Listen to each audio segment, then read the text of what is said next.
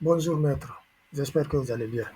Donc, j'ai terminé la première partie de votre site concernant la partie inscription et la partie connexion. La partie inscription pour permettre d'inscrire les utilisateurs, vos différents clients dans votre base de données qui va leur permettre, à travers les informations là, ils pourront accéder à leur dossier, leur audience en cours, et vous envoyer les messages et autre chose de plus. Donc, la première partie, c'est l'inscription. Donc, ici, c'est le cabinet qui crée le compte pour les utilisateurs.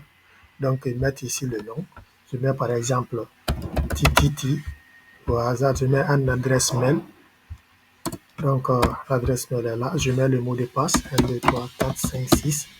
Donc, le mot de passe, j'ai mis ici le message, j'ai zéré les mots de passe. Donc, le mot de passe doit contenir 8 chiffres. Au cas contraire, ça ne va pas marcher. Donc, ça, c'est pour la gestion, ça, c'est la règle de sécurité. Donc, je valide. Quand je valide directement, on me dit que le mail là a été déjà utilisé. Donc, je ne peux pas utiliser une adresse email deux fois. C'est pour qu'on m'envoie le message là. Donc, si je modifie le mail, je mets un autre T, par exemple, on m'envoie directement, voilà, inscription reçue, un code de vérification a été envoyé à l'adresse mail.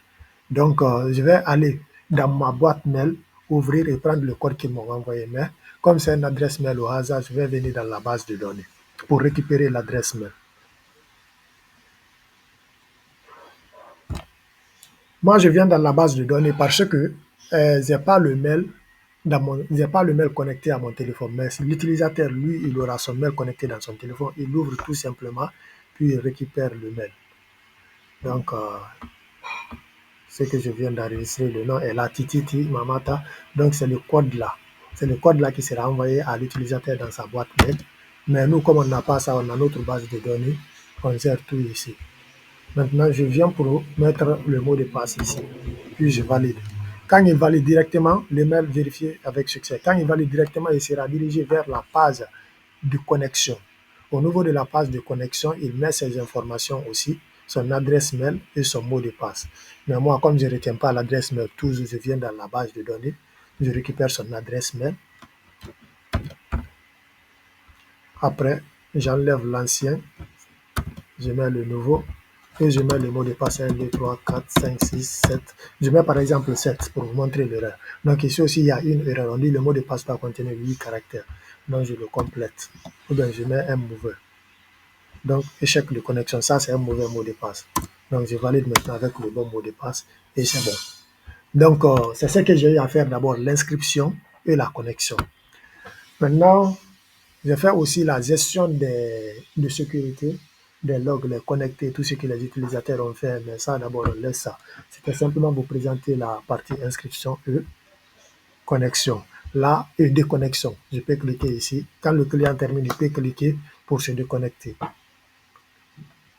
Voilà. Donc, il est déconnecté automatiquement. Donc, je pense que ça va. Donc, comme je vous le disais, je viens de connecter maintenant comme administrateur, partie sécurité. Ici, vous aurez l'accès à tout ce qui a été fait dans votre site. Donc, ça, par exemple, c'est la partie de connexion. Donc, les clients qui se sont déconnectés, vous voyez. Donc, ici, vous pouvez exporter le tableau sous forme de fichier Excel. Vous voyez.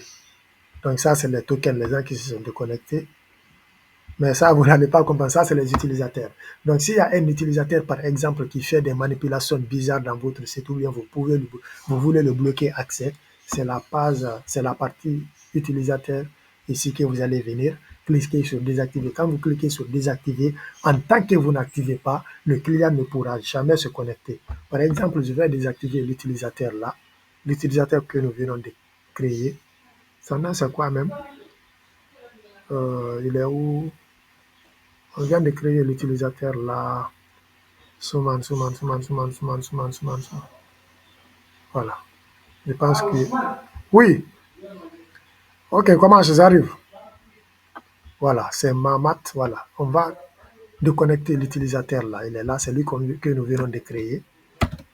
On va voir, je le déconnecte, je le désactive. Je désactive d'abord son compte. Quand je désactive son compte, j'actualise. Voilà, son compte est désactivé. Vous voyez. Ok. Son compte est désactivé. Donc, il ne peut pas se connecter. Maintenant, regardez, je vais aller pour me connecter. Vous allez voir ce qui va se passer. Il ne pourra pas se connecter. Là, je me déconnecte d'abord comme administrateur. Je vais me connecter. Comme étant un administrateur, je vais me connecter sur le compte du client.